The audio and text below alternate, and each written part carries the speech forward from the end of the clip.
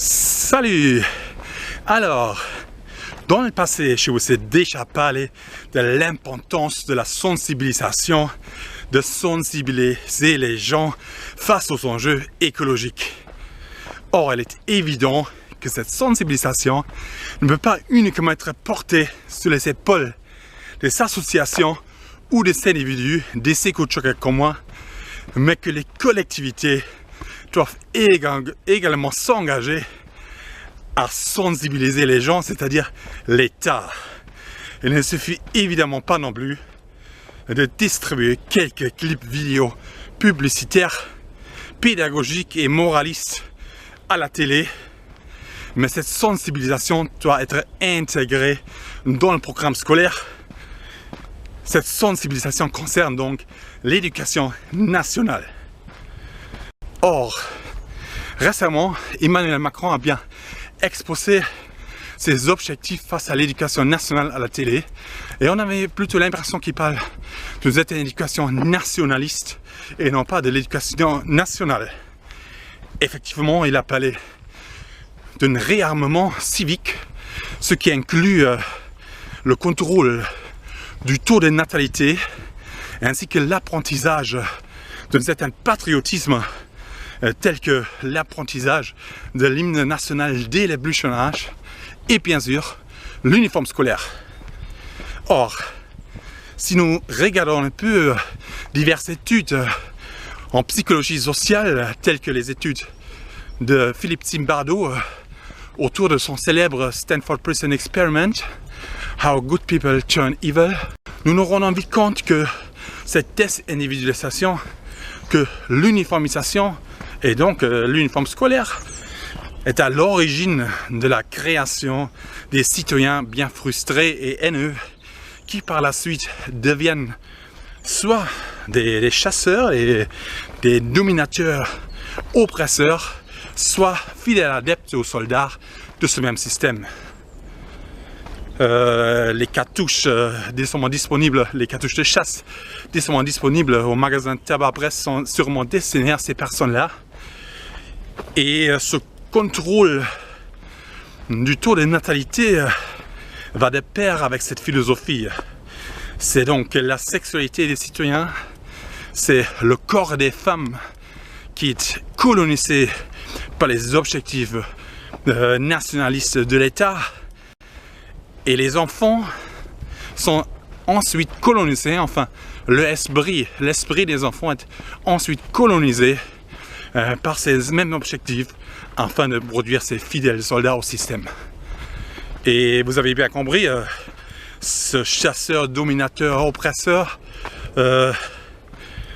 c'est pas lui qui s'occupe de la protection de l'environnement, mais c'est bien lui qui est responsable de sa destruction. Et c'est bien pour cette raison que nous, les éco-choqueurs, nous continuons à sensibiliser de notre côté parce que l'État fait clairement pas sa part, il n'est pas à la hauteur des enjeux écologiques. Et c'est pour ça que moi je vous parle ici, et c'est pour ça que je vais continuer de nettoyer les plages, de nettoyer la forêt, parce qu'il n'y a qu'une seule chose à faire, c'est de nettoyer, de nettoyer, de nettoyer. Il faut rester bien individu, indépendant et autonome, et il faut bien vivre avec les autres en solidarité. Il faut bien vivre en solidarité avec les autres êtres humains ainsi qu'avec les animaux et avec la nature. C'est parti pour aujourd'hui, on y va.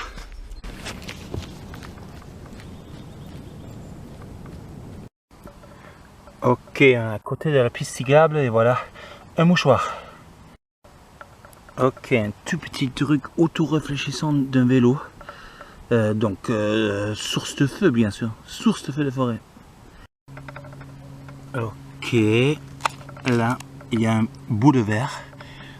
Source de feu de forêt. Ok, une très grande gamelle en plastique, genre Tupperware. Et ben, du plastique. Ok, une canette, hier j'étais passé par ici, exactement par ici, elle n'était pas là, donc il devait y avoir une nouvelle canette, source de feu. Une canette, source de feu de forêt. Ok, encore un truc en plastique, genre un truc pour mettre une source dedans, mais c'est tout propre en fait, donc c'est vraiment très bizarre. Du plastique.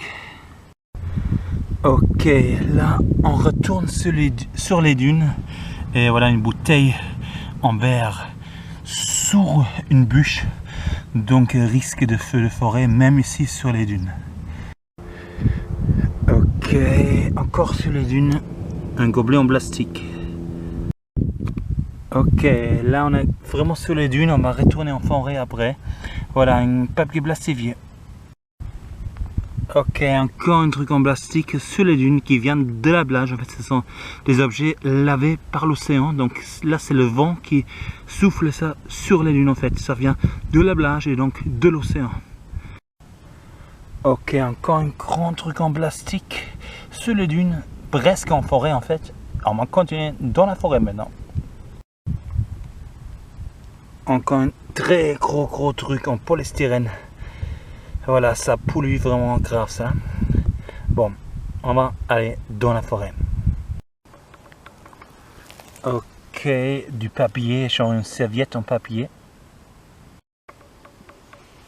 Ok, du papier, ou du carton plutôt. Ok, une étiquette d'un chocolat en fait, donc ça vient de l'emballage. Oh là là, j'y crois pas en fait. Je suis pas passé par ici depuis 2 jours et en fait voilà une canette bien couchée en fait à côté d'une pomme de pin, bien jolie mais bien dangereux parce qu'en fait cette canette là est source de feu. Ok, un mouchoir. Ok, là on est carrément à 5 mètres du chemin et à 5 mètres du chemin on trouve une canette qui reflète bien, qui est source de feu de forêt. Source de feu. Ok, un plastique alu d'emballage qui reflète bien, comme vous voyez en fait, et comme ça reflète bien, c'est donc source de feu de forêt. Un alu, source de feu.